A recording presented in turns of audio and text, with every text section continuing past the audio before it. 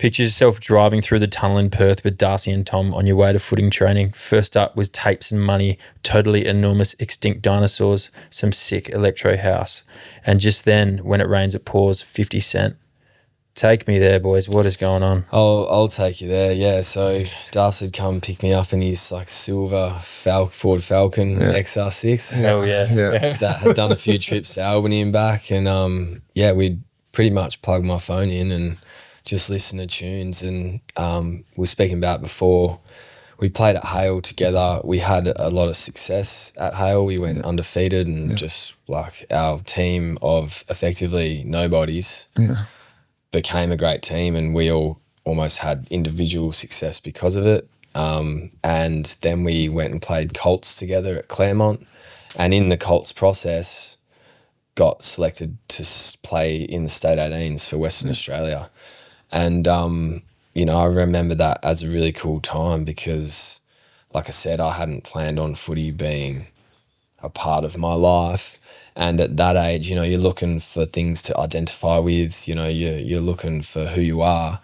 And, getting your name called out to, you're going to play state footy for WA, like all the older crew that had, like maybe Brendan Lim. Yeah, those lads. Just other, even I think Tom Mitchell was a year above us at Hale at the time. He did everything. He did everything. Like just people play state footy and you're a young kid and you're like, wow, man, those guys must be good. Yeah. And you never sort of like thought of yourself in that way until you actually like, holy shit, there's an article in the paper with my name in it. Do you remember the day that you got selected? You found out you got selected? Nah, do you? I do, yeah. I remember at Claremont training and we were all sort of standing there and the coach said, yeah, look, boys, just wanted to let you all know we've had 6 players that are going to represent us in the State 18s. They are Tom Barrass, Darcy Cameron, gosh, who else was there? Was Limmy? Steve Edwards playing state then? Yeah. Did he play state? Yeah, probably Ryan Lim. Yeah, and a few others. Oh, Alec Waterman. Underage. Yeah. And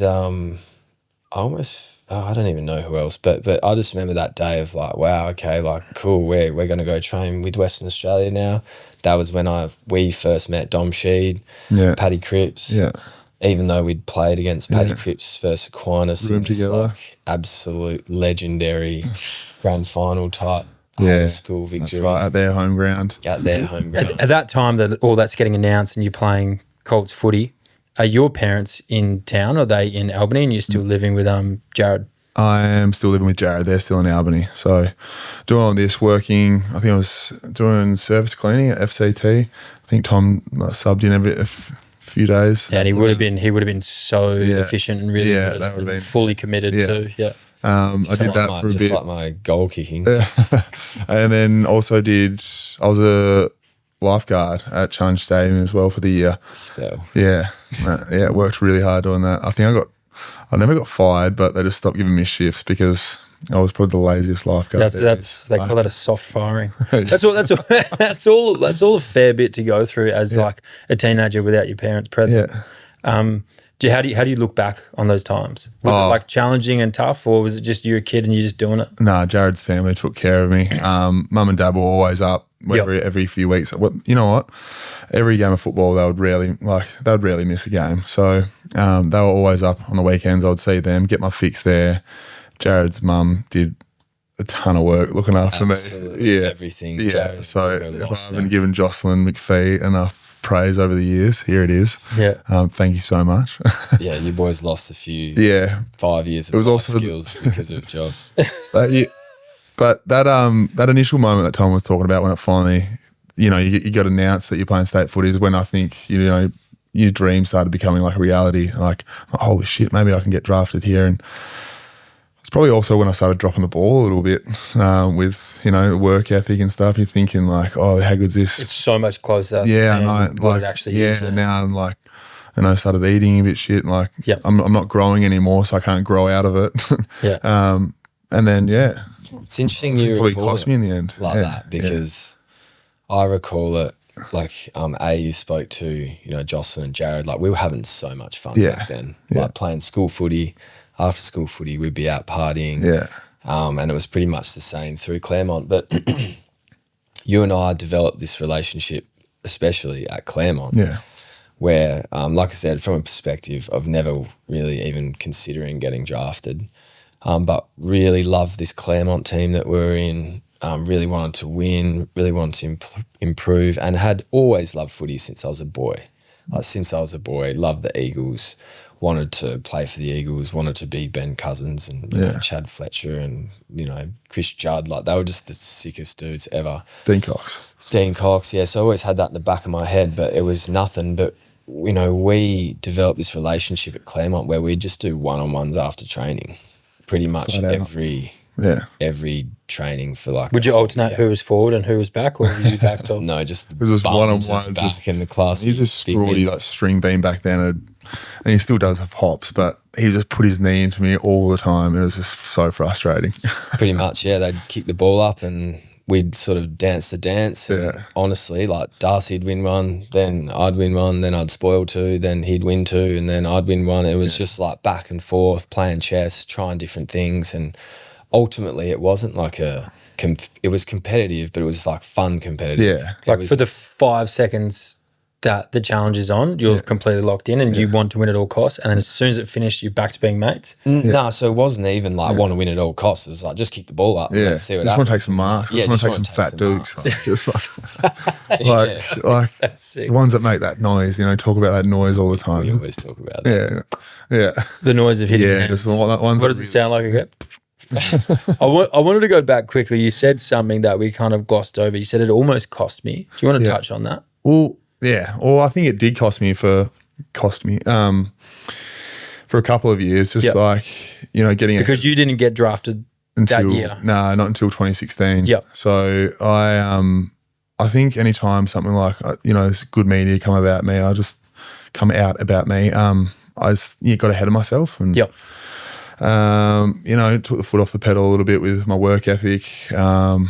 Even the job, like I don't think I was working at Challenge Stadium. I was doing fuck all at FCT, just expecting it to happen. Like, how good is this? I'm going to get drafted in a couple months' time. I'm just going to chill out now because I'm about to start a full-time job. Dream's about to come true. And then didn't happen. And I was like, holy shit, what now? So did you have some meetings with some clubs and it just didn't materialise? Yeah. So I went over to go to the draft combine, you need, 6+? What are you laughing at, bro? I've got the funniest story. We'll get to it. What is this? You know, I think you need 6+ people to be interested in your teams to be interested in. So you had plenty of meetings over there. So I was really confident. Manager was telling me all the right things, what I wanted to hear, probably not what I needed to hear. And then draft day came and it was so embarrassing. I had and I'm not that embarrassed about it now, but you know, people all have those family and friends come over and the filming their reactions. Like I had all my family and friends in Albany to come over. It's just that would have been a lot to take on. I was just like, I went to my room afterwards, called my manager. I was just like, oh, so what's the go? Just like, rookie draft's in a few days, mate. Sweet. Yeah, that's heavy as. Yeah.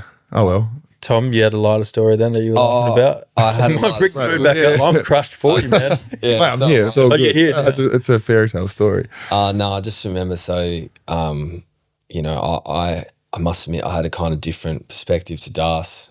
Wasn't expecting it. Had absolutely no idea it was going to happen. I was preparing to go to uni, and in fact, before I played for Claremont, I was actually traveling. I was planning on going traveling for 6 months to Europe.